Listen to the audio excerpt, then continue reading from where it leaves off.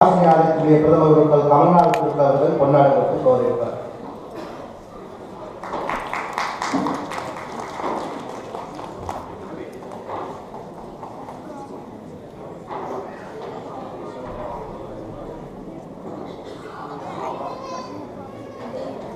அடுத்து ராமநாத குருக்கள் அவர்களும் சுவாமிகளுக்கு கொண்டாட கொடுத்து கௌரவிப்பார்.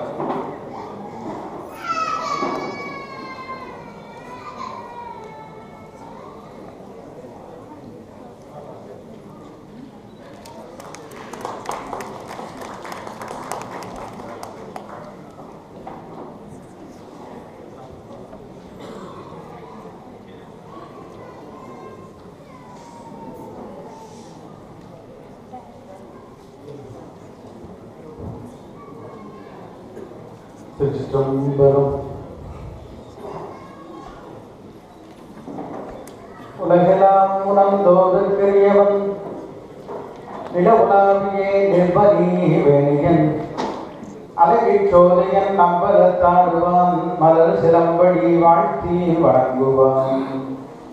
மூவிரு குழந்தைகள் போற்றி முகம்பொழி கருணை போற்றி ஏவரும் துதிக்கெறிந்த ஈராடு தோள் போற்றி காஞ்சி மாவடி வைகும் மன்னான் சேவலும் மயிலும் போற்றி திருக்கை வேல் போற்றி போற்றி. நம பார்வதி பதவி ஹர மகாதேவா தெனாலிஸ்வரி போற்றி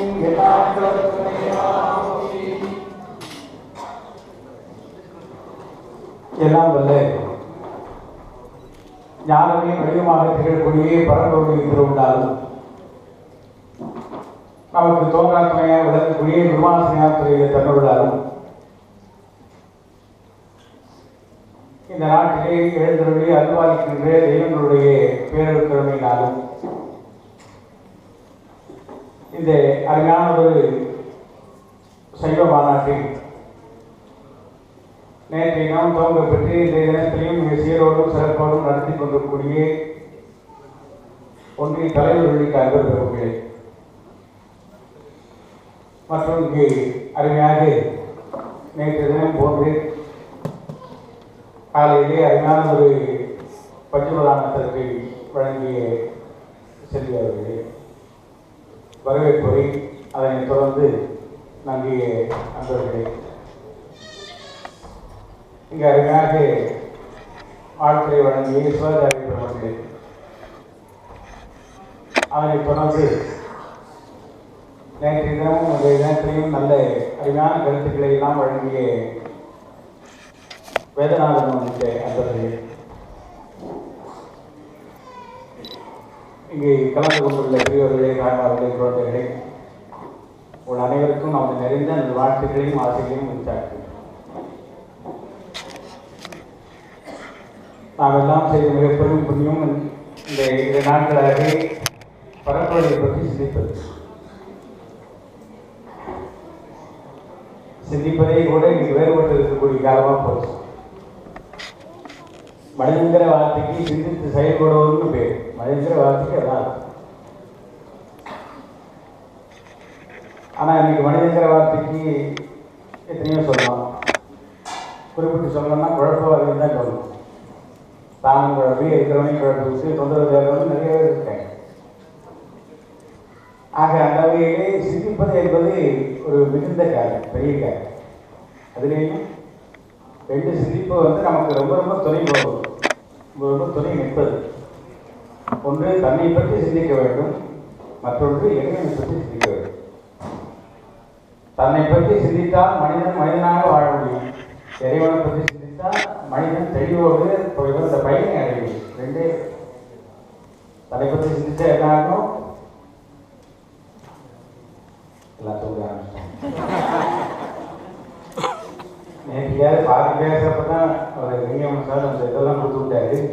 பாதிக்கிறப்பவே வந்துட்டாங்க. அவங்க கணேசன் அவரும் அப்பதான் சொல்லுவாரு, நீங்கள் சோட்டாவாக முடிச்சுருந்தாங்க.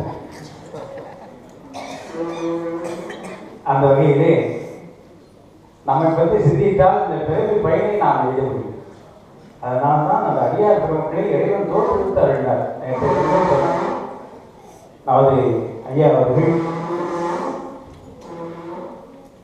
வேதநாதன் ஐயா அவர்கள் 63 நாயன்மார்களை பற்றி சொல்லிட்டு 2 வரி ஒருத்தரை பற்றி சொல்லி அருமையாக சொல்லிட்டேன். ஆக இங்கு பேசுவதற்கு என்பது நமக்கு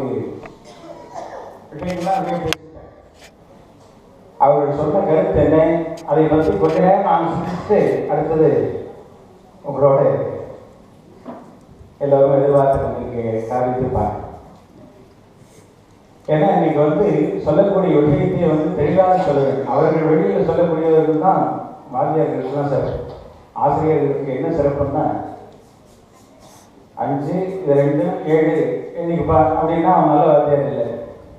இது இது 5 இது இது 2 எங்கே சொல்லுவாங்க அப்படின்னா தான் அவர் வாத்தியார், தகுந்த வாத்தியார். இன்னைக்கு சொல்லக்கூடியவர்கள்லாம் பார்த்தீங்கன்னா அவங்க நிலையிலேயே இன்னும் சொல்லிக்கிட்டு இருக்கிறதா இன்னைக்கு போய் சேரக்கூடிய தன்மை இன்னைக்கு இல்லாமல் போகுது. குழந்தைங்க வழியில் நாம் இறங்கி சொல்லணும். நாம் சாப்பிட்றோம் சாப்பிட்றோம் ஒரு தட்டத்திலேயே 2 போட்டு இவ்வளோ சாப்பிடணும்னு வைக்கணும். அதே நம்ம குழந்தையும் அதே சாப்பிட வேண்டும் நினைச்சு அதுக்கும் போட்ட சாப்பிட முடியும். நினைப்பதே தவறு தானே. ஒரு உருண்டை கொடுக்கறதுக்குள்ள அந்த அம்மா படுற பாடு எத்தனை, அதை காமிச்சு இதை காமிச்சு கடைசியாக எடுத்து போய் கிட்டவங்க எத்தனை பேர் இருக்காங்க. தன் குழந்தையா இருந்தாலும் கூட கடைசியாக என்ன ஆகுது, செத்து தான் ஆகுது. அதே போல தான் நானும் நம்ம சாமி செய்கிறோம். அதனால தான் தாய் சிறந்த தயாமத்தையும் மாநிலம் எல்லாருமே சொன்னார். நம்ம அம்மா நம்மளை 2 அடி வைப்பாளர் இன்னொருத்தர்கிட்ட கொண்டே விடுவாங்க. குழந்தைகள் சேட்டை செய்தால் தான் குழந்தைகள். குறும்பு செய்யாமல் அப்படியே உட்கார்ந்து அது குழந்தைன்னு அர்த்தம் இல்லை. குறும்பெல்லாம் குழந்தைங்க யாராவது இருப்பாங்க, என்னென்ன குறும்பு உண்டோ அத்தனையும் பண்ணுவாங்க. பொறுக்கிற வரைக்கும் பொறுத்துட்டு கடைசியில் அந்த மாதிரி 2 அடி வைப்பாளர் தவிர கொஞ்சம் சேர்ந்தே உள்ளே விடுவார். அதுபோல இறைவன் நம் மீது கருணை கொண்டு அவர் சில சோதனைகளை காமித்து நம்மளை ஆட்கொள்வாரை தவிர யாருக்கிட்டையும் நமக்கு இது பண்ணி விட மாட்டேன். அப்போ அந்த சிந்தனை நம்மளே வர வேண்டும். இறைவனை பற்றி சிந்திப்பதற்காகவே மனித பிறகு. அதுதான் நேற்று சொன்ன பாருங்க, உன்னை பேசாத நாளெல்லாம் பரவாயில்லை. இறைவனுக்காக படைக்கப்பட்ட பிறகே மனித பிறகு. சாமியை பார்ப்பதற்கோசம் கண்களும், சாமி சம்பந்தமாக விஷயங்களை கேட்பதற்கோசம் காதுகளும், இறைவனை நினைப்பதற்காக மனதும், இப்படி எல்லாமே இறைவனுக்காகவே படைக்கப்பட்ட பிறகுதான் மனித பிறகு. அது கொஞ்ச நேரமாவது ஒதுக்க வேண்டாமா? இந்த சனி ஞாயிறாவது நம்ம ஒதுக்க வேண்டாமா?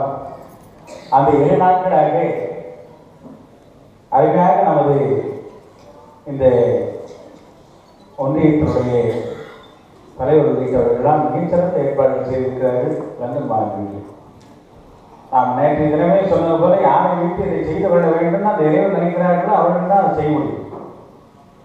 இதெல்லாம் ஒரு பெரிய பெரிய ஆதரவுகள், பெரிய பெரிய நிறுவனங்கள் செய்யக்கூடிய காரணத்தை நாம் இந்த ஒன்றிய அமைப்புகள் செய்வது என்பது மிக மிக பாராட்டுக்குரியது. இந்த தினத்திலே பார்த்தீங்கன்னா இந்த 2 நாட்களும் பார்த்தீங்கன்னா முறையானவர்களாக அறிவாக நம்முடைய ஐயா அவர்கள் வயதுக்கெல்லாம் நம்ம எப்படி இருப்போம்னு சொல்ல முடியாது. நான் போய் கொடுத்து நான் தான் நினைச்சு பார்த்துருந்தேன். அவர் நின்று பேசுகிறப்போ அவரை விட நான் 2-3 மடங்கு குறைஞ்ச வயதாக தான் இருக்கும். நான் உட்காந்து பேசுகிறேன், அவர் நின்று பேசுகிறேன். அது காரணம் என்ன, அந்த பதவி காரணம். இருந்தாலும் கூட அவர் போல் கொஞ்சம் என்ன பேசலாமான்னு நினச்சி தான் பார்த்தேன். என்னால் முடியல பேசுகிறேன். அந்த மாதிரி உள்ளவர்கள்லாம் இங்கே அறிவாக ஒரே அறிவாக வழங்கினாங்க. அந்த வகையிலே சிவாச்சாரிய பெருமக்கள் அறிவாக நேற்றைய தினம் நமது பதத்த சிவாச்சாரிய அவர்கள் இன்றைய தினத்திலே நமது நாகபுரி அம்மன் ஆலய கவர்நாதன் சிவாச்சாரிய அவர்கள் அறிவாக சொன்னார்கள். ஏன்னா நாம் எப்படி வாழ வேண்டும், என்ன செய்ய வேண்டும்னு இறைவனே நமக்கு அருள் செய்வது தான். வேத ஆகமங்கள் திருமுறைகள்னா 2 கண்கள் போல. 2ஐயும் நாம் பிரித்து பார்க்கக்கூடாது. 2 கண்ணில் எந்த கண் வேணும்னா எந்த கண் வேணும்னு நம்ம சொல்ல முடியும். இறைவனாலே அருள் பெற்றது ஆகமங்கள். அதுதான் சைக்கிரா சாமிகள் ரொம்ப அருமையாக சொல்வார்கள். சுந்தரமூர்த்தி சாமிகள் சரித்திரத்தில் அருமையாக சொன்னார். அர்ச்சனை பாட்டையாகும் ஆதலால் சொற்றமிழ் பாடுகின்றான் தூமரை பாடும் முறையான்னு சொன்னார். சாமி அங்கே இறைவனுக்கு தினந்தோறும் பணி செய்யக்கூடிய நிலைமையிலே இருந்தால் சுந்தரமூர்த்தி சுவாமிகள். அவரை இந்த பூவுக்கு படைத்து இங்கே வராரு. அவர் தன்னை ஆட்கொண்டு அந்த சரித்திரங்களும் உங்களுக்கு தெரியும். ஏன்னா இந்த உலகத்துக்கு வந்தோம்னா நாம இருக்க மாட்டோம், எப்படி வேணாலும் இருப்போம். அதை தடுத்தாட்கொள்வதற்கு சாமி ஒவ்வொரு ரூபத்திலையும் வராரு. அதனால தான் நமக்கு 4 வகை துணையை கொடுத்தார் இறைவன். மாதா, பிதா, குரு, தெய்வம்னு சொல்லக்கூடிய 4 வகை துணை மனிதனுக்கு மட்டுமே. நம்ம உட்கார்ந்தக்கூடிய நாற்காலியில் 4 காலம் இருக்கு. ஒரு காலம் இல்லைனாலும் என்ன ஆகும் நினைச்சு பார்த்துக்கோங்க, செஞ்சு பார்க்க வேண்டாம். ஆக மாதா, பிதா என்பவர்கள் நமது இந்த உலகிற்கு வருவதற்கு முதல் துணையாக உள்ளவர்கள். அதனால தான் அன்னையும் பிதாவும் முன்னைய தெய்வம்னு சொல்லிவிட்டார். இன்னைக்கெல்லாம் பழமொழியெல்லாம் யாரும் சொல்றதே கிடையாது. நாம் சொன்னா தான் நம்ம குழந்தைகள் சொல்லுவாங்க. இன்னைக்கு நமக்கே தெரிய மாட்டேங்குது. ஏன்னா இன்னைக்கு எல்லாமே அவங்க வழியில போயிட்டு இருக்கு. நான் பல இடத்துல தான் சொல்லுவேன். அந்த காலத்துலாம் சாமி அப்பா அம்மான்னு சொன்னாங்க. பெற்ற தாய் தந்தையே அப்பா அம்மான்னு கூப்பிட்டு தந்தையர்கள் பெற்றோர்கள் பிரிவுபட்டாங்க. இன்னைக்கெல்லாம் குழந்தைங்க வந்து அப்பா அம்மான்னு கூப்பிட்டா பிரியப்பட மாட்டேங்கிறாங்க இல்லையா? மற்ற மொழிகள் சொன்னால் தான் பிரிப்பதாங்க. மம்மி டாடின்னு சொன்னால் தான் பிரிப்பதாங்க. அது டாடின்னு சொல்றது இல்லை. இன்னைக்கு அதுலேயும் ஒரு இடத்து தான் சொல்கிறேன். டேங்கிறான் அவனும் ஏன்னு கேட்டு போகிறான். என்ன தலையெழுத்து பாருங்க, நடக்கிறதே இல்லையா? அவனும் போய் சொல்லு. ஆக நம்ம உலகத்துக்கு வருவதற்கு மிக மிக துணையாக இருக்கிறவர்கள் அன்னையும் தாயும் அன்னையும் பிதாவும் சொல்லக்கூடிய அவர்கள் முதல் துறை. அடுத்து வந்த நாம் எதை செய்தால் இந்த உலகத்திலே வெற்றி பெற முடியும், அந்த பிறகு பயனை எய்த முடியும்னு வழிவகுக்கக்கூடியவர்கள் தான் குருமார்கள். அர்த்தம் குருமார்களுக்கு அவ்வளவு சிறப்பு சொல்லி வைத்தார். அவ்வாறு துறை சார்ந்து அவர்களுக்கு பயில வைத்த துறை வேறு. இன்னைக்கு அவர்கள் பணியில் இருக்கக்கூடிய துறை வேறு இல்லையா? சிவாச்சாரிய சுவாமி இன்னைக்கு பணி வேறு. ஆனால் அங்கே அவரிடத்துல படித்த துறை வேறு. இருந்தாலும் கூட அவரை மறுத்து அவர்களிடத்துல ஆசை பெற வேண்டும்னு வந்திருக்கக்கூடிய தன்மையை பார்த்தோம்னா இதே நமக்கு ஒரு பெரிய உதாரணம் தான். ஆக அந்த வகையிலே நமக்கு வழிகாட்டுபவர்கள் குருமார்கள். குருமார்கள் நமது வாழ்க்கையிலே மிகப்பெரிய பங்கை அடைகிறார்கள். 3வது குருமார்கள். அந்த குருமார்கள் சொல்வதற்கேற்ப நாம் அந்த பணிகளை செய்தோமேயானால் அதுக்கு கூலி தருவோம், அதுக்கு அருள் செய்யக்கூடியவும் நிறைவு. ஆக இந்த 4 வகை துணையுமே நமக்கு மிக மிக அத்தியாவசியமானது. இதில் ஒரு துணை இல்லைனாலும் பிரயோஜனம் இல்லை. ஆக மனித வாழ்க்கையிலே இந்த 4 வகை துணையும் கண்டிப்பாக அடைய வேண்டும். அடைவதற்கு எதற்கு முக்கியமான காரணம் என்ன? சிந்திப்பது ஒன்று. இந்த ஆன்மீக தெளிவை நாம் பெற வேண்டும். அந்த தெளிவு பெற்றால்தான் நமக்கு இது வரும். அதுதான் இறைவனே இந்த 2ஐயும் அருள் செய்தார். சுவாமி தட்சிணாமூர்த்தி உங்களுக்கெல்லாம் தெரியும். எல்லாம் வல்ல பரம்பொருளாக விளங்கக்கூடிய பெருமானை தெய்வ கிழவராக அமர்ந்து பாடலின்னு சொல்லக்கூடிய ஒரு பெருமுனிவருக்கு சம்ஸ்கிருதம்னு சொல்லக்கூடிய வடமொழியை உபதேசம் செய்தார். அகத்தியன்னு சொல்லக்கூடிய ஒரு பெருமுனிவருக்கு தென் தமிழ்னு சொல்லக்கூடிய தமிழை உபதேசம் செய்தார். இதை நம்ம புரிஞ்சுக்கணும். வடமொழின்னா என்ன அர்த்தம்? வடக்கிலிருந்து வந்த மொழி, தெற்கிலிருந்து வந்த மொழி அப்படி கிடையாது. அந்த ஷார்ட் ஃபார்ம்னு சொல்கிறாங்களோ, ஏன்னா அப்படி சொன்னா நான் உங்களோட சேர்ந்து இங்கிலீஷ் பேச ஆரம்பிச்சேன். அந்த சுருக்கமான சொல்லுன்னு சொல்றாருங்கள, அந்த வடவருஷன்னு பேரு, ஆலமரத்துக்கு வடவருஷன்னு பேரு, சம்ஸ்கிருதத்தில் வடவருஷன்னு பேரு. அந்த ஆலமரத்தின் கீழே இருந்து முதற்படியாக வந்த மொழி அப்படிங்கிறனால வடமொழின்னு வந்து. வடமொழிங்கிற வார்த்தைக்கு என்ன தான் அவெல்லாம் ஒருத்தருக்கும் ஒன்றும் கற்பனை பண்ணிப்போம். ஆனால் உண்மையான கருத்து என்னன்னா, வடவருஷன்னு சொல்லக்கூடிய அந்த மரத்தின் கீழே இருந்து எம்பெருமான் எல்லாத்துக்கும் அருள் செய்யக்கூடிய பெருமானே அருள் செய்தது அந்த வடமொழி. தென் தமிழ்னாலும் அப்படித்தான். தெற்கிருந்து வந்து தமிழ் அர்த்தம் கிடையாது. தென்கிற வார்த்தைக்கு அழகுன்னு ஒரு பொருள் உண்டு இல்லையா? அழகுன்னு ஒரு பொருள் உண்டு. ஆக அழகிய தமிழில் அகத்திய பெருமானுக்கும் உதவி பண்ணார். அதைத்தான் அதிகார சுந்தரமூர்த்தி சாமியுடைய சரித்திரத்திலே அத்தனை பாட்டேயார் மாதலால் மண்மேல் சொற்றமிழ் பாடுகின்றார் தூமரை பாடுவாயன். தூமரை பாடுகின்ற வாக்கிலே நான் சொற்றமிழையும் பாடு என்று அருள் செய்தானா அந்த தட்சிணாமூர்த்தி பெருமான். தட்சிணாமூர்த்தியுடைய தன்மை என்ன? சின்முத்திரைன்னு சாமி வச்சிருந்தார். நீங்க பார்த்துக்கலாம். சாமி பாருங்க, நம்ம இடத்துல இருக்கக்கூடிய அந்த 5 வகையான இது அதை சொல்ல ஆரம்பிச்சா ரொம்ப நேரம் ஆகும். உலகத்திலே அழியாதது 3. என்னைக்குமே அழியாதது 3. இறைவனுக்கு என்னைக்குமே அழிவடையாது. பிறப்பிறப்பு இல்லாத ஈசன் ஒருவனை, இல்லாலும் ஈசன் ஒருவனைன்னு ரொம்ப அதிகமாக பாடுவார்கள் நாகூர் சுவாமி. பெருமானுக்கு என்னைக்குமே பிறப்பிறப்பு கிடையாது. அதே போல நம்ம இடத்துல இருக்கக்கூடிய உயிர்களுக்கு எங்குமே அழிவு கிடையாது. ஒருத்தர் காலமாயிட்டான் வைங்க, அங்கிருந்து பிரிவது என்ன? உயிர் தான் பிரியுது. அழிவது என்ன? உடல் தான் அழிவதை வரை உயிர் அழிவதில்லை. ஒருத்தர் காலமாயிட்டாரு, அங்கே படுத்து வச்சிருக்காங்கன்னா என்ன சொல்றாங்க? ராமசாமி படுத்துருக்கான்னு சொல்றது இல்லை. என்ன சொல்கிறாங்க? பேரே வாங்கிதான் இருக்கு. அவர் எத்தனையோ கணவனை வாங்கி அந்த வீட்டு கட்டியிருப்பாரு. ஒரு மணி நேரம் 2 மணி நேரம் ஜாஸ்தி இருந்தால் என்ன சொல்கிறாங்க? ரொம்ப நேரம் ஆகிடுங்க, எடுத்துடலாங்களா? கேட்கறீங்களா இல்லையா? ஆக இந்த உயிர் இருக்கிற வரைக்கும் தான் அந்த உடலுக்கு மதிப்பு, இல்லைன்னா அதுக்கு பிரயோஜனம் வருது. ஒன்றுமே இப்போ நான் மோதல் போட்டுருக்கேன், இதோட வடிவம் எனக்கு பிடிக்கல, அதை கொடுத்து மாற்றி பண்ண சொல்கிறேன். அங்கே அழிவது என்ன? அழிவது என்ன? வடிவம் தான். தங்கம் தெரிந்து போச்சுன்னு சொன்னால் அது சரியான ஆசிரியர் இல்லைன்னு அர்த்தம். அங்கே அழியக்கூடியது வடிவம் தானே தவிர தங்கம் கிடையாது. அதுபோல இந்த உயிர் வந்து அடுத்த இடத்துக்கு மாற்றப்படுது இறைவனாரு. நாம் செய்த புண்ணிய பாவத்துக்கு ஏற்ப அடுத்த ஒரு பிறவிக்கு மாற்றப்படுது. ஆக இந்த உயிருக்கு எதுவுமே அழிவு கிடையாது. மூன்றாவது, நம்மிடத்தில் இருக்கக்கூடிய 3 மடங்குகள் என்ன சொல்றாரு? நம்மிடையே இருக்கக்கூடிய நல்வினை தீவனை, வினைன்னு பேர். வினைன்னா நீங்கள் செய்வனைன்னு சொல்றாங்க, அந்த வினை கிடையாது. நாம் கொண்டு வந்த நல்வினை தீவனைன்னு பேர். நாம் முன்னாடி டெபாசிட் பண்ணி வச்சுருக்கோம் நிறைய. எது நல்ல விஷயங்கள் இல்லை, தேவையில்லாத நிறைய எத்தனையோ நம்ம கொண்டு வந்து அதை வந்து கொஞ்சம் கொஞ்சமாக கரைக்கணும். மீண்டும் மீண்டும் சேர்க்கக்கூடாது. இந்த டெபாசிட் சேர்க்கலாம், அதில் வந்து குறைக்கணும். ஆக அதுக்கு குறைக்காமல் இருக்கிறதுக்கு என்ன வழி?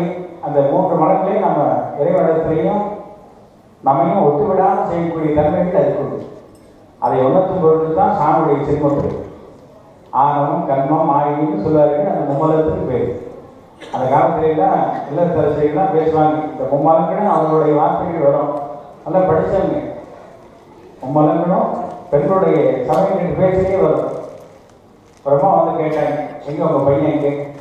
அவன் எங்கே எங்கிட்டே அதை சொல்லிட்டு போகிறான், அவன் ஆணவம் பிடிச்சுன்னு தெரியலாம் சொல்கிறாங்க. அதே நாள் இன்னொரு நாள் அந்த அம்மா வந்தாங்க, அவன் பையன் எங்கே? அவன் பிடிக்குன்னு எல்லாம் நல்லா நிறைய பண்ணி வச்சேன். அவன் மோர்க்குறம் சாப்பிடலான்னு பண்ணி வச்சேன். அவனுக்கு இந்த சாதம் பிடிக்குன்னு பண்ணி வச்சேன். அவன் எங்கேயோ தேர்தலாம், அங்கேயும் இங்கேயும் சுற்றுறான். யாரோ வந்து கூட்டின்னு போனால் அவன் ஃப்ரெண்ட்ஸோடு போயிட்டான். அவன் கர்மத்தை அவன் தான் தொலைக்கணும் சொல்கிறாங்க. அவன் கர்மத்தை அவன் தான் தொலைக்கணும் கிடையாது. இன்னைக்கு யாரும் நான் ஞாபகப்படுத்தேன். இன்னொரு நாள் அந்த அம்மா வந்தேன், பையன் எங்கே? அவன் மாயில மூழ்கிட்டு இருக்கான். ஒன்றும் இல்லை, பொட்டாட்டிகிட்ட பேசிட்டு இருப்பான், வேற ஒன்றும் இல்லை. மாயில மூழ்கி கொண்டுட்டான். ஆக இந்த மும்மலங்களும் பெண்களுடைய வார்த்தையிலே வருது. ஆரம்பம் பிடித்து கொண்டு அதையெல்லாம் அவன் கர்மத்தை அவன் தானே தொலைக்கணும், மாயிலே மூழ்கி கொண்டுள்ளார். ஆக இந்த 3ஐ விட்டு இங்கே பாருங்க, நம்ம 5 விரலையே நமக்கு சொன்னாங்க இறைவன். இப்போ 4 ஒரு பக்கம், இந்த 4 விரலும் ஒரு பக்கம், கட்டவர்கள் மட்டும் தனியாக ஒரு பக்கம். இந்த 4 பேர் செய்யக்கூடிய வேலை இந்த ஒரு வேலை செய்யும். 4 பேர் செய்கிற ஒருத்தர் செஞ்ச பெரியார் சொல்லக்கூடாது. அதான் இறைவன். இறைவன் இந்த மும்மலங்கள்னு சொல்லக்கூடிய இந்த 3 ஆணவம் கண்மம் மாயின்னு சொல்லக்கூடிய இந்த 3. அது பாருங்க, ஆணவம் தான் ரொம்ப பிரமாண்டமாக நிற்குது, பெருசாக நிற்கிறது இதுதான். அதான் எதை எடுத்தாலும் நான் தான் சொல்கிறது, அந்த ஆணவம் கேட்கும். அதோட வேலை. அடுத்து கண்மம்னு சொல்லாது. நேற்று கூட இந்த ஆலயத்தில் பார்த்தோம், அந்த உபயோகர்களுக்கெல்லாம் இங்கே மரியாதை நம்ம சிவாச்சாரியர்களுக்கு ரொம்ப மரியாதை செய்கிறாங்க. எனக்கு அதெல்லாம் பார்த்து ரொம்ப ஆச்சரியமாக போச்சு. அந்த பவித்திரன்னு கொடுத்து அந்த தர்மபில்னால அந்த பவித்திரன்னு கொடுத்து பண்ணுவார். கர்மங்கள், நமது கர்மங்களை செய்யக்கூடியது இந்த விரல், இந்த மோதிர விரல்னு சொல்கிறாங்க. அது கர்மங்களை செய்யும். அடுத்தது மாயாவம். கல்யாணத்துலாம் நீங்கள் பார்ப்பீங்க, பெரியாரெல்லாம் நிற்பாங்களேன்னு பேசாமல் இருக்காது. இந்த சொல்லு தான் என்ன பண்ணணும், அந்த மாயை சேர்த்து எடுத்துட்டு போகும். இப்படி பொடிச்சு போட்டு வரல, மனைவியோட சேர்த்து வைக்கக்கூடிய விரல் இது. ஆக ஆணவம் கர்மம் மாயம். இந்த 3ஐ விட்டு என்னுடன் வந்து சேரன்னு சொல்லக்கூடியதான் இந்த சென்முதிரையுடைய அதான் சித்திரை தான் ஞானத்துடைய அடையாளம் சென்முதிரை சொல்றார். அந்த வகையிலே அந்த இறைவன் வந்து நமக்காக இருந்து அருள் செய்த ஒரு அருளாளர்களுடைய தன்மை தான் நமது 2 நாட்களாக அந்த இறைவனுடைய சிந்தனையினாலே நான் வந்து சிறப்பாக வந்து கவனித்துக் கொள்கிறேன். ஆக நமது வாழ்க்கையிலே நமது இளைஞர்களுக்கு அந்த பாடத்தை புகட்ட வேண்டும். கௌதையா நிலவன் துடை அப்படின்னு ஒரு வரி இன்றைய இளைஞர்கள் கேட்குறாங்க. என்ன கேட்குறாங்க? அந்த காலத்தில் வாழ்ந்து முன்னோர்களுடைய சரித்திரங்கள் இன்னைக்கு எங்களுக்கு எப்படி எந்த வகையிலே எங்களுக்கு உதவி செய்யும் அவர்கள் கேட்கக்கூடிய கேள்வி தான். ஆக அந்த வகையிலே அந்த காலத்தில் அவங்க சொல்லிக் கொடுத்துருக்காங்க. அதை சொல்கிற விதத்தில் சொல்லி கொண்டு போவோம். வேறு ஒன்றும் இல்லை. அதாவது சாமி கூட இதை பண்ண கேட்கறதுக்கு யாரும் தயார் இல்லை. நாமே தயார் இல்லை. அப்புறம் இல்லை குழந்தைங்க தயாராக இருப்பாங்க. நான் சொல்லக்கூடிய விதத்திலே அவர்கள் கொடுவை நோக்கக்கூடிய விதத்திலே சொன்னாங்க. கண்டிப்பாக நீ கேட்குறாங்க. நான் ஒன்றும் இல்லை, ஒரு சின்ன சுருக்கமான ஒரு இது சொல்கிறேன். எந்த ஊர் எந்த இடம் நான் சொல்ல விரும்புகிறேன். ஒரு பெரிய காலேஜ், அதில் சின்ன குழந்தைங்கள்லாம் கூட்டிகிட்டு போய் படிக்க கூட்டிகிட்டு போகிறாங்க. இதில் இந்து சமயம் சார்ந்தவங்க மற்ற எல்லா மதத்தையும் சார்ந்தவங்களும் அங்கே போகிறாங்க. அந்த குழந்தைகளை அழைத்து செல்லக்கூடிய அந்த வண்டி அந்த வேனில் கூட்டிகிட்டு போகிறப்போ இடையில வந்து அந்த டிரைவர் என்ன பண்ணியிருக்காரு, இந்த இன்ஜினை ஆஃப் பண்ணியிருக்காரு. ஆஃப் பண்ணிவிட்டு அந்த குழந்தைகிட்டலாம் அதோட வண்டி கெட்டு போச்சு, நீங்கள் எல்லாம் அவங்க தெய்வத்தை பிரார்த்தனை பண்ணாங்க அப்படின்னு குழந்தைகிட்ட சொன்னேன். உடனே அந்த குழந்தைங்களாம் அதாவது தெரிஞ்சு மாரியம்மாங்கிறது ஒன்று, காரியமாங்கிறது ஒன்று, சாமி அந்தந்த தெய்வத்தை வழிபாடு செய்யணும். ஆனால் இப்போ அந்த இது ஆண் போனால் தான் ஆகும். அவன் என்ன பண்ணுறாங்க, ஏன் சாமியெல்லாம் கொடுத்த ஒன்றும் ஆகலையா அப்படின்ட்டு மற்ற மதத்தை சார்ந்த அந்த ஓட்டுநர் என்ன பண்ணுறாரு, அந்த தெய்வத்தோடைய படத்தை கொடுத்து இந்த சாமி சொல்லி மேரி சொன்னேன்னா கண்டிப்பாக இதாகுமோ சொல்லிப்பாரு அப்படிங்கிறது. அதே போல் அந்த குழந்தை வந்து அதை சொன்னோன்னா என்ன ஆகுது, நான் அந்த வண்டியை ஸ்டார்ட் பண்ணிடுறேன். பார்த்தியா உங்கள் சாமியெல்லாம் சொல்லி ஒன்றும் நடக்கலை, எங்கள் சாமி சொன்னால் பார்த்தியா வண்டியை அப்படின்னு சொல்லி படத்துக்கு கொண்டு போயின்னா இந்த படம் நீயே வச்சுக்கோ அப்படின்ட்டு. அந்த குழந்தை என்ன பண்ணது, வீட்டுக்கு வந்தோம்னா நம்ம சாமி படம்லாம் வச்சுருக்கோம்ல, அதை மறைச்சி அதுக்கு முன்னாடி இந்த சாமி படத்தை வச்சு, ஏன்னா அந்த சாமி வந்து எனக்கு ஒன்றும் வரல, இந்த சாமி தான் இன்னைக்கு வண்டி எடுக்கிறதுக்கு உதவி செய்யுதுன்னு சொல்லி எவ்வளோ தூரம் நம்ம அந்த இதை கொண்டு வந்து அவர்கள் சேர்க்கிறார்கள் பாருங்க. ஒரு பக்கம் நகைச்சுவையாக இருந்தாலும் போது எவ்வளோ வேதனைக்குரிய விஷயம் நான் வந்து சிந்தனை பண்ணி பார்க்குறேன். காரணம் என்ன, அப்படி அவர்கள் வந்து அதை நுழைவதற்கு எப்படி எப்படி அவர்கள் தயார் செய்யக்கூடிய சிந்தனைகள் போயிருக்காங்க. அந்த சிந்தனையை நம்மிடத்திலே நம்ம குழந்தைகள் இடத்திலே பேச்சுவார்த்தைகளாக நாம் கொண்டு வர வேண்டும். சாமி போய் கும்பிடனா போக மாட்டான், போகிற வழியில் நீங்கள் எதாவது சாமி கும்பிட்டு போக முடியுமா அப்படின்னா போயிட்டு தான் போவோம். நீங்கள் நாங்கள் சொல்லி பாருங்க. சில பேர்லாம் சொல்லுவாங்க சாமி கும்பிட போகணும், இல்லை ஏதாவது காசு யாத்திரைக்கு போகணும்னா வயசாக பார்த்துக்குவோம். வயது வரக்கூடிய கண்டிப்பாக கிடையாது. இறைவனுடைய வழிபாட்டில் வயது வரவும் கிடையாது. இது பார்த்து புத்தகத்தில் அருமையாக போட்டிருக்கிறார்கள். அதில் நம்பியாண்டானுடைய படத்தை ரொம்ப அருமையாக பதித்திருக்கிறார்கள். நமக்கு இந்த திருத்தொண்ட தொழில் வருவதற்கு மிக மிக முக்கிய காரணமாக இருந்தது நம்பியாண்டான். திருநாரையூர் என்ற ஊரிலே அந்த சிவாச்சாரியார் இருந்தார். அவருடைய குழந்தை தான் நம்பியாண்டான் 6 வயசு குழந்தை. அந்த தம்பியார் அவர்கள் தினந்தோறும் அங்கே பொல்லா பிள்ளையான்னு சொல்லக்கூடிய விநாயகருக்கு தினந்தோறும் போய் பூஜை பண்ணிட்டு வருவார். சீக்கிரம் முடிச்சார், தெரிஞ்சுக்கணும்னு இருக்கேன்னு சொல்ல தினந்தோறும் போய் பூஜை பண்ணுவது. அந்த குழந்தை கூட வந்து பார்த்துட்டு நானும் வந்து ஒரு நாள் பூஜை செய்யணும்னு அதுக்கு விருப்பம் ஏற்பட்டு தம்பியாரிடத்தை போய் கேட்டால் கண்டிப்பாக அர்த்தம் போடுவார். பார்க்கலாம், வயசான பார்க்கலாம், நம்ம எல்லாரும் அப்படித்தான் சொல்கிறோம். குழந்தைய வந்து சாமி விட்டா கூட அப்புறம் பார்த்துக்கலாம். அதே போல சில குழந்தைங்கள ஊதி இருக்காங்க, எதுப்போ எத்தனை ஊதி இருக்கு, சும்மா லேசாக எடுத்தேன்னா போதும், நாமே போகிறோம், நம்ம குழந்தைங்களுக்கு தெரியுது, வேறு யாரும் வேண்டாம். அதுபோல தமிழகத்திலே போய் கேட்பதற்கு அதுக்கு ரொம்ப அச்சமாக இருந்தது. இறைவனத்திலே பிரார்த்தனை செய்து, இறைவா உன்னை வந்து நான் ஒரு நாளாவது நான் வந்து வழிபாடு செய்யணும், பூஜை செய்ய வேண்டும்னு கேட்கு. அது தெரிஞ்சா போல ஒரு சந்தர்ப்பம் அமைந்தது. அந்த ஊர் ராஜா வந்து அந்த சிவாச்சாரிய பெருமானாரை அழைத்தார். அவர் இருந்த இடத்துக்கும் அந்த ராஜா மன்னன் இருக்கக்கூடிய இடத்துலையும் ஒரு இடையில இருக்கக்கூடிய ஒரு ஆறு, அது காட்டாராக இருக்குது.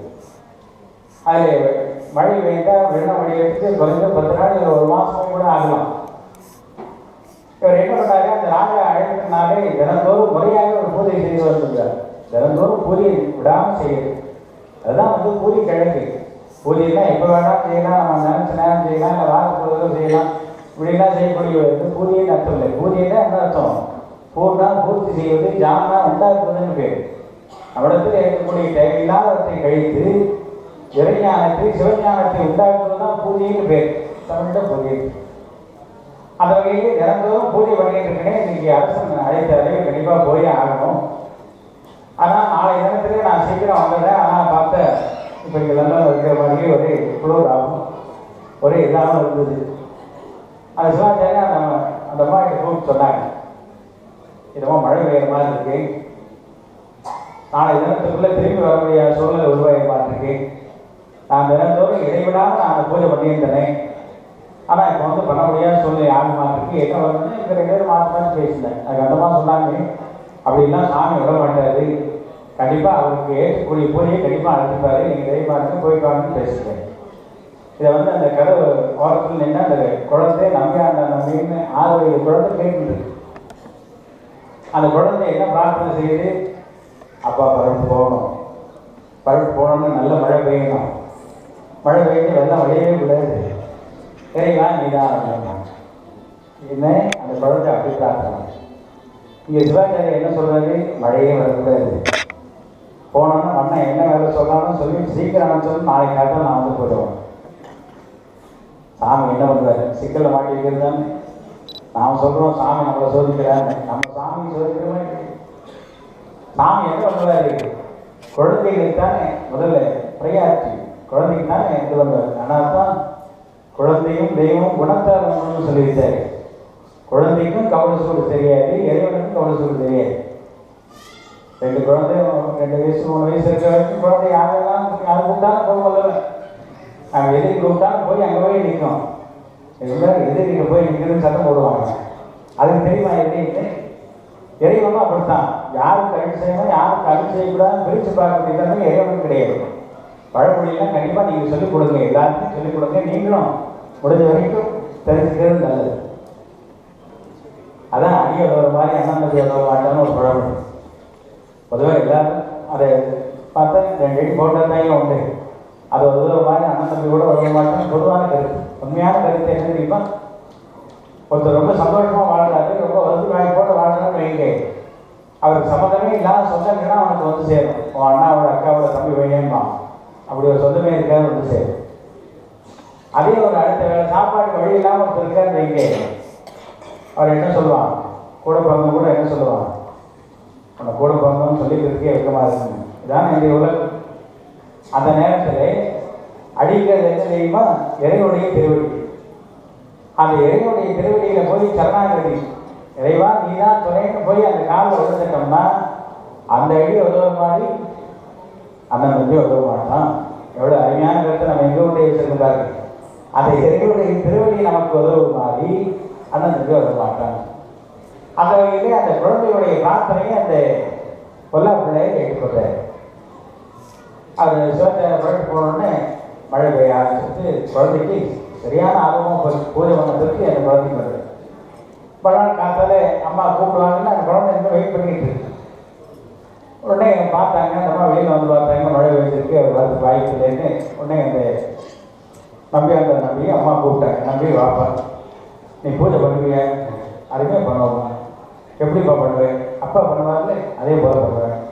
முதல்ல எடுத்து போய் தீர்த்தம் விடுவாரு, அப்புறம் ரசம் சாப்பிட்டாரு அப்படின்னு சொல்லிட்டு அதே போல் போனாரு. போனோன்னா அந்த ஆர்வத்தில் ரொம்ப உறுதியாக செய்தார்.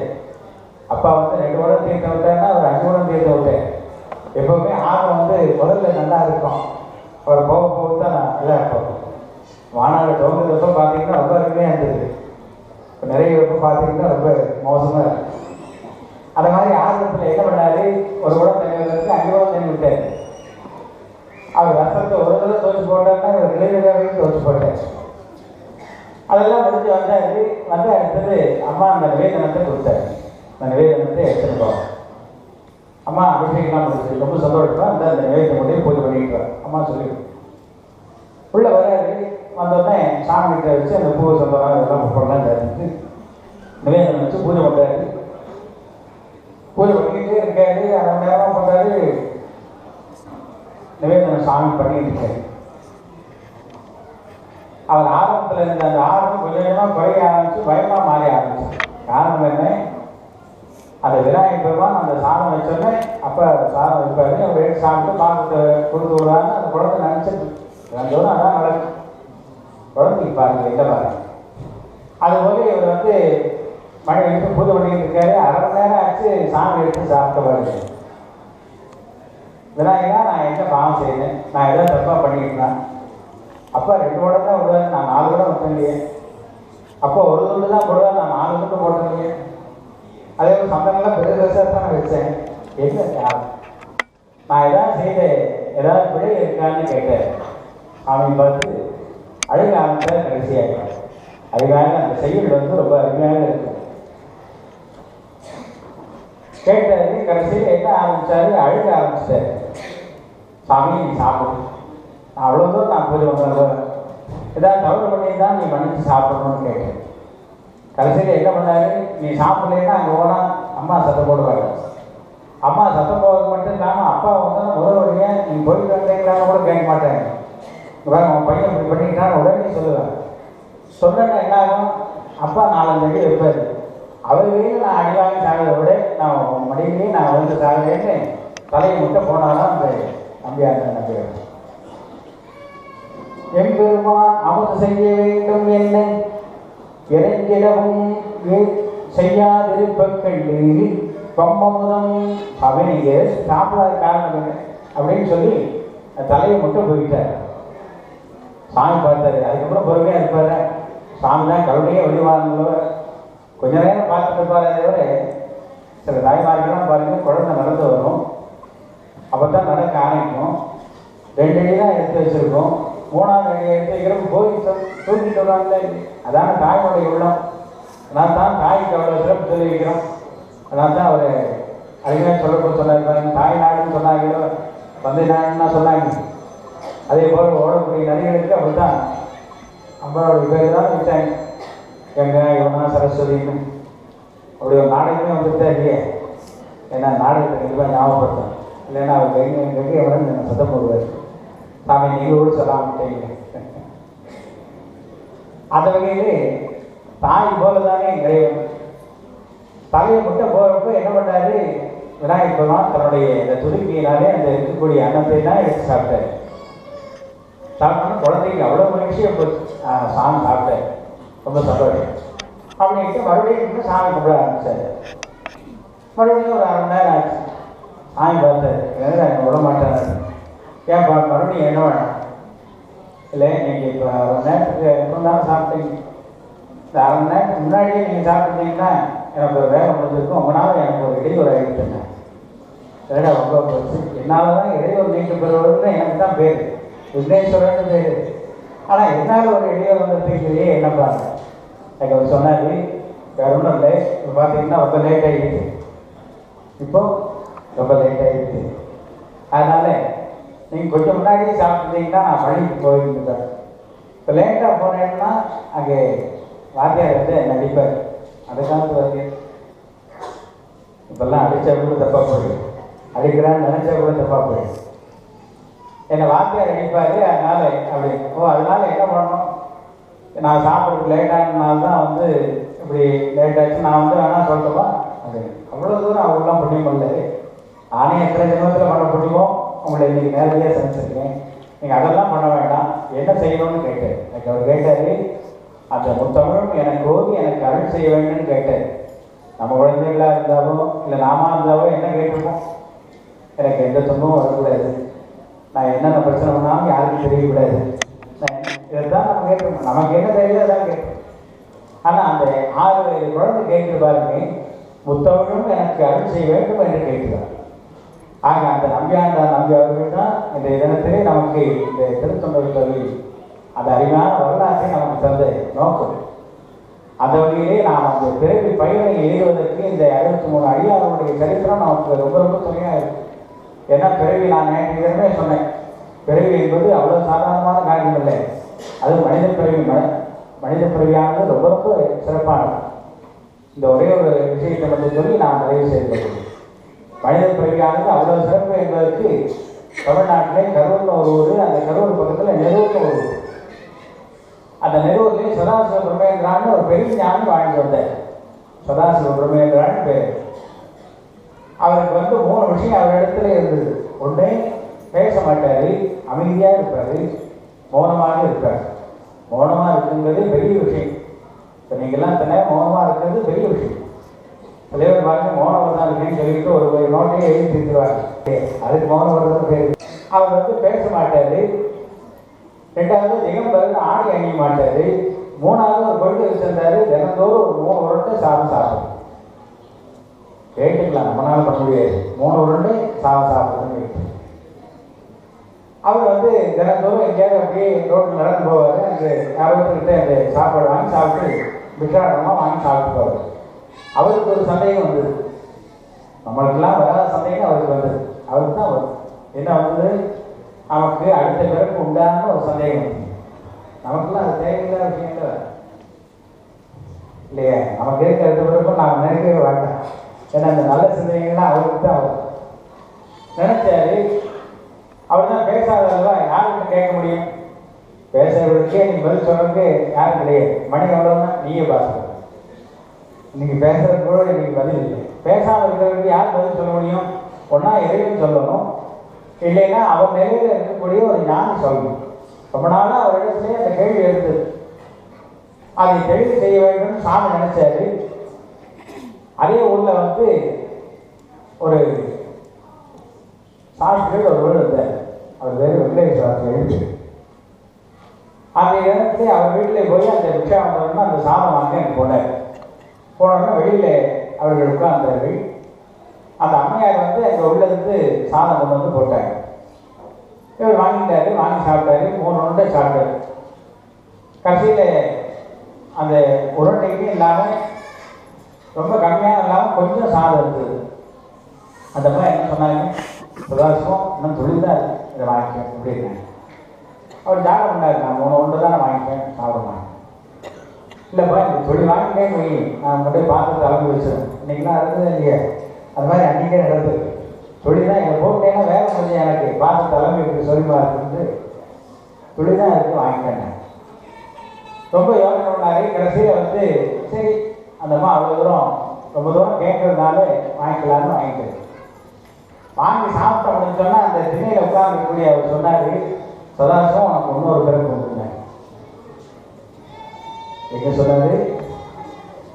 சதாசம் உனக்கு இன்னொரு பிறப்பு கொண்டுன்னா அந்த தொழில் வாங்கி சாப்பிட்டா அதுக்கு சொன்னார், கொள்கையிலே நீ 3 உருண்டை தான் வாங்கிக்கணும்னு சொல்லிட்டு இத்தனை நாள் அந்த நிறைவேற்றின்னு வந்து நீங்கள் அந்த மாதிரி சொன்னாங்க. தொழில் வாங்கி சாப்பிட்டேன்னா உனக்கு இன்னொரு பிறப்புண்டார். நீங்கள் நினச்சி பாருங்க, இப்போ வேண்டாம். அப்புறமா கங்கை அவர்களுடைய அருமையான ஒரு இசை பேச்சை கேட்டுட்டு சாப்பிடுவீங்களா? அப்போ போய் நினச்சி பாருங்க, நமக்கு எத்தனை பிறப்புன்னு சொல்லவே முடியாது. அந்த வகையிலே இந்த பிறவி பயனை ஏறுவதற்கு இறைவன் வந்து நமக்கு அருள் செய்ததே நாயன்மார்களுடைய சரித்திரம். அதில் வந்து மாணிக்கவாச சுவாமிகளை ஏன் எடுத்துக்கொள்ள வேண்டும் என்று அதிகமாக அவர்கள் சொன்னார்கள். சுந்தரமூர்த்தி சுவாமி ரொம்ப அருமையாக சொன்னார்கள். மாணிக்கவாசரை சிவபெருமானாகவே பார்த்தாராம். சிவபெருமான் வேறு மாணிக்கவாசர் வேறு பார்க்கல. அதனால் சாமியோட நீங்கள் இருக்கிறப்போ நாங்கள் எப்படி அவங்க தொண்டனா ஏற்றுறதுன்னு அருமையாக சொன்னார். ஏன்னா மாணிக்கவாசர் 3 தடவை திருவாசகத்தையும் பாடியுள்ளார். ஒன்று தானே பாடினாரு, மற்றொன்று இறைவனாலே கேட்கப்பட்டு பாடினாரு, 3வது இறைவனே உட்கார்ந்து எழுதுவதற்காக பாடினார். சிதம்பரத்திலே சாமி ஒரு அந்தனர் வேடத்திலே சிவாச்சாரிய வேடத்திலே வந்து உட்கார்ந்து மாணிக்கவாசர் இது மாதிரி ஒரு பீடத்தில் உட்கார்ந்துருக்காரு. எல்லாம் உள்ள சிவபெருமான் கீழே உட்கார்ந்து எழுதுறாரு, திருவாசகத்தை எழுதுறாரு. எழுதி முடிந்தோடனே இதை 4 தினத்திலே சிதம்பரத்திலே வந்து நீங்கள் எடுத்துக்கொள்ளுங்கன்னு சொல்லிட்டு போயிருக்காரு. மறுநாள் காத்தாலே ஈஸ்வர பெருமக்கள்னா அந்த திருக்கரவம் தரத்தோம்னா அந்த பஞ்சாட்சரப்படியிலே இந்த திருவாசக புத்தகம் இருக்குது. அதில் என்ன எழுதி கடைசியிலே இங்கே தானே போட்டு திருவாரூரான் சொல்ல திருச்சிற்றம்பலமுடையான் எழுதியது அப்படின்னு கையை போட்டு பார்த்து எல்லாம் வேந்தார். வேந்து மாணிக்கவாச சுவாமிகளே அந்த முத்து சிவிகையிலே பல்லக்கிலே அழைச்சிட்டு வந்தார். அழைத்து வந்து சாமியே இந்த திருக்கையை போட்டு இதை எழுதியிருக்கிறார்கள், நம்மளுடைய பெருமை என்ன சொல்வது, திருவாசகத்தை பற்றி நீங்கள் சொல்ல வேண்டும்னு சொன்னார். மாணிக்கவாசர் பார்த்து அதுக்கு அவர் சொன்னார், திருவாசகம் தான் நடராஜ பெருமான், நடராஜ பெருமான் தான் திருவாசகம் சொல்லி அந்த பஞ்சாட்சர படியிலே 2 தடவை கலந்ததாக சரித்திரங்கள் சொல்லு. அதுக்காக மாணிக்கவாசர் சொல்லுவார், முத்து நெறி அறியாத முற்கொரு இயல்பேனி பத்தி நெறி அறிவித்தி பழவே பாடும் வண்ணம் சித்தமல வழி மையிட்டு சிவமாக்கியனையாண்டு அத்தன் எனக்கு அருளியவாறு ஆள் பெறுவார் சோதி சித்தமல வலியுறுத்தி சிவமாக்கி இணையாண்ட அத்தன் எனக்கு அருளியவாறு ஆள் பெறுவார் சோதி. ஆக சிவபெருமானாவே பார்த்தார்களே தவிர அடியார்களாக அவர்களை பிரித்து பார்க்கவில்லை. அதே தான் 63 அடியார்களே மாணிக்கவாச சுவாமியை சேர்ந்ததையே தவிர வேறு எந்த காரணம் கிடையாது. அதை நமது ஒன்றியம் இப்போ சேர்த்து வச்சிருக்கு. சுந்தரமூர்த்தி சுவாமி செய்யாத வேலையை இன்னைக்கு நமது இந்த ஒன்றியம் செய்திருக்கேன்னா சாமியுடைய கருணை அதான் கருணை. யாரை வீட்டுக்கு செய்து கொள்ள வேண்டும்னு சாமி நினைக்கிறார்களோ அது நடக்கும். அந்த வகையிலே இன்றைய தினத்திலே எல்லாம் உள்ள பரம்பருடைய திருவிழையை நாம் சிந்திச்சிருக்கோம். நம்ம பார்வதியை பார்த்தீங்கன்னா மகாதேவன் சொல்லியிருக்கணும்னு சொன்னேன் என்ன பண்ணின்னு சொன்னேன் அது சொல்லேன்னு எனக்கு 2 பேர் கேட்டேன். நான் 2 வகையில் அதையும் சொல்லிட்டு நான் நிறைய படித்தேன். ஹரங்கிற வார்த்தைக்கு நம்ம இடத்துல இருக்கக்கூடிய தேவையில்லாதவற்றை விளக்குவதற்கு பேர் ஹரங்கிற வார்த்தைக்கு. அதான் சிவராத்திரி காலம் உங்களுக்குலாம் தெரியும். அந்த காலத்துல எல்லாம் சம்ஸ்கிருதத்தில் தான் பேசுவாங்க. வடமொழின்னு சிவாச்சாரியர்கள்லாம் சொல்லக்கூடிய சம்ஸ்கிருதத்தில் பேசுவாங்க. இன்னைக்கெல்லாம் தமிழ்லேயே எத்தனையோ விதம் ஆயிடுச்சு. தமிழில் எங்கள் பகுதி தமிழ்நாட்டிலே கொங்கு நாடுன்னு சொல்லக்கூடியது தான் எங்கள் பகுதி. அங்கே பார்த்தீங்கன்னா அங்கே ஒரு விதமான தமிழாக இருக்குது. தஞ்சை பகுதியை பார்த்தீங்கன்னா அங்கே ஒரு விதமான தமிழாக இருக்குது. எனக்கு ரொம்ப பிடிச்சது இலங்கை தமிழ். காரணம் என்னென்னா இந்த ஓங்கிற வார்த்தை எனக்கு ரொம்ப பிடிச்சது. ஏன்னா ஆரம்ப காலம் எதை சொன்னாலும் ஓம் அப்படின்னு சொல்லி நிறைவு பெறணும்னு ஆரம்பிச்சது தான். இன்னைக்கு ஆமாவும் மாற்றிட்டாங்க. ஓம் ஓம் அப்படின்னு சொல்லவில்ல. நான் தான் 4 நாள் பேசுகிறேன். உங்களோட தமிழ் எனக்கு வந்துடும். கண்டிப்பாக நாங்கள் பேச ஆரம்பிச்சிடும். அந்த வகையிலே ஓம்னு சொல்லக்கூடிய ஒரு பிரணவ மந்திரத்தை நாமெல்லாம் சொல்கிறோம். எவ்வளோ பெரிய புண்ணியம் தெரியுமா? அதை அறியாமல் நாம் செய்தாலும் கூட அதுக்கு பலன் கண்டிப்பாக உண்டு. சிவராத்திரி காலத்தில் அந்த மரத்திலே ஒரு குரங்கு ஏறிட்டு கீழே சிவருவான் சிவலிங்க திருமையாக இருந்தார். அது ஏறினது உள்ள வரும். ஏறி அங்கே போய் கை வச்ச இடத்துல அந்த தேன் கூடு இருந்துச்சு. அந்த தேன் கூட்டில் இருக்கக்கூடிய பூச்சி கடிக்க ஆரம்பிச்சு. நாம இருந்தால் என்ன பண்ணியிருப்போம், குரங்கு என்ன பண்ணணும், அது இருக்கக்கூடிய அந்த இலைகளெல்லாம் எடுத்து கீழே பிடிச்சி போகுது. அதை என்ன சிவராத்திரி பண்ணான்னு காத்தால அவர் அந்த குரங்கானது இறந்து விட்டு அடுத்த ஜென்மத்துக்கு இறைவனாலே அருளப்பட்டது. அடுத்த ஜென்மத்தில் பார்த்தீங்கன்னா அது பெரிய சக்கரவர்த்தியாக அவருக்கு பதவி கொடுத்தார் அந்த குரங்கு. அதை அறிந்த அந்த சக்கரவர்த்தி மன்னன் என்ன பண்ணா, எனத்தினாலும் எனக்கு வந்ததுன்னு கேட்டான். அதுக்கு சாமி சொன்னார், நீ செய்த புண்ணியத்தினாலே உனக்கு கிடைச்சது, ரொம்ப சந்தோஷம். அதனால எனக்கு எதனால இந்த பிறகு வந்ததுங்கிறது எனக்கு ஞாபகப்படுத்துவதற்காக எனக்கு அந்த குரங்கு போகவே வேணும்னு கேட்டானா அந்த அரசன். அது நான் கேட்கணும், ஒரு அரசன் கேட்டாதான் எனக்கு அந்த குரங்கு போகவே வேணும். நான் அடிக்கடி கண்ணாடியை பார்த்தோம்னா இதனால தான் எனக்கு இந்த சக்கரவர்த்தி பதவி எனக்கு கிடைச்சதுன்னு எனக்கு அந்த தன்மை வரணும்னு சொல்லி கேட்டதா சரித்திரமே சொல்லுது. ஆனால் தான் முசுகுந்த சக்கரவர்த்தின்னு அவருக்கு பேர். முசுகுன்னா குரங்குன்னு பேர், முசுகுந்த சக்கரவர்த்தின்னு அவருக்கு சொல்றாரு. அதில் இன்னைக்கு பார்த்தீங்கன்னா எத்தனையோ நம்ம தமிழ்லேயே வித்தியாசமாக பேசணும். அந்த காலத்துல என்ன சம்ஸ்கிருதத்தில் தான் பேசுவாங்க. அதுபோல அந்த சிவராத்திரி பூஜை நடந்து கொண்டிருந்தது. 3ஆம் கால பூஜை முடிஞ்சு 4ஆம் கால பூஜைக்கு உண்டான இடைவெளியிலே அங்கே இருக்கக்கூடியவர்கள் கொஞ்சம் நேரம் ஓய்வாக இருந்தார். அந்த நேரத்திலே அங்கே ஒரு திருடம் அங்கே இருக்கக்கூடிய பொருள்லாம் எடுக்க ஆரம்பிச்சோம். வேறு கோயிலாக இருந்தால் கூட இதெல்லாம் நிறையா இருக்கும். சிவன் கோயிலில் என்ன இருக்கும், அங்கே இருக்கக்கூடிய தக்கமணி இதெல்லாம் எடுக்க ஆரம்பிச்சோம். உடனே அங்கே உள்ள சிவாச்சாரியர்கள் மற்ற ஊழியர்கள்லாம் கூப்பிட்டு, நான் தான் சம்ஸ்கிருதத்தில் பேசுகிறேன்னு சொன்னால அவர் என்ன பண்ணாரு, அவர் கூப்பிட்டு ஹரே பிரகரே சம்பரே அப்படின்னு என்ன சொன்னாரு, ஒரு தடவை சொல்லாம ஹரே பிரகரே சம்பரேன்னு. பிடி அடி கொல், இதான் அதுக்குண்டான வார்த்தை. பிடி அடி கொல், சிவன் சொத்து கொல்லனான்னு சொல்றாரு. இவன் எடுத்துட்டு போறதுனால என் குலத்துக்கே தொந்தரவாக மாறிடும். அதனால பிடி அடி கொள்ள. அங்கே பார்த்தீங்கன்னா அங்கே இருக்கக்கூடிய ஊழியர்கள் எல்லாம் சேர்ந்து ஒரு 10-15 பேரை சேர்ந்து அரப்பிரவேசம் சொல்லி வருவாங்க. உடனே அந்த திருவிழா அவனுக்கு ரொம்ப பயமாக போச்சு. 10-15 பேர் சேர்ந்து என்ன பண்ணா, அங்கே அப்படியே வளமாக அந்த சண்டீஸ்வர பெருமான் இருப்பார்.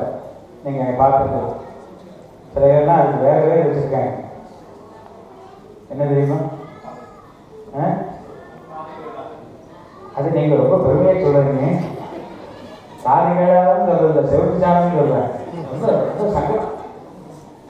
அவர் போய் கை தட்டுன்னு சொல்லி பெரிய பெரிய மேடைகளை தட்டுற மாதிரி தட்டி பெரிய தவறு. சண்டிய பெருமான் வந்து எப்போவுமே சிவச்சிந்தனையில இருப்பார். நாம் அன்னைக்கு வந்து நாம் அன்றாடம் செய்யக்கூடிய கடன்களை டிக் பண்ணுறவர் அவர் தான், மார்க் எடுக்கிறவர் அவர் தான்.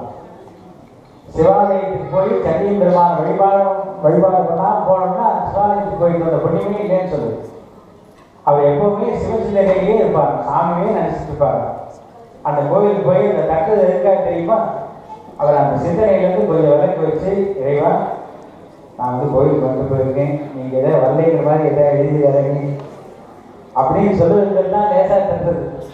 நீங்கள் தட்டி அந்த செவத்தையும் தட்டி எவ்வளோ சங்கடத்தை பண்ணுறாங்க தெரியுமா. அதுபோல அந்த திருவிழா என்ன பண்ணால் சுற்றி வந்து அந்த சண்டி பெருமான் எடுத்து அந்த அவங்க எடுத்துன்னு வந்து தட்டம் மணியெல்லாம் வச்சுட்டு இந்த கூட்டத்தோடு போயிருந்தாங்க. அந்த மாதிரி இவனும் அந்த கூட்டத்தோடு சேர்ந்து அறப்பிரவேசம் மாதிரி இவனும் சொல்லிடுவாங்க. மறுநாள் காலத்திலே அங்கே பூஜை பண்ண ஒருத்தரும் காலம் ஆகிட்டாரு. இந்த திருநன் காலம் ஆகிட்டு அங்கே அங்கே மேலே போய் சேர்ந்தோம்னா அந்த இறைவனுடைய பொருளின் திருநெல்லை அந்த திருநனுக்கு சொர்க்கம் கிடைச்சு. அந்த பூஜை பண்ணவருக்கு அந்த சொர்க்க பதவி கிடைக்கல, அடுத்த நிலை கிடைச்சு.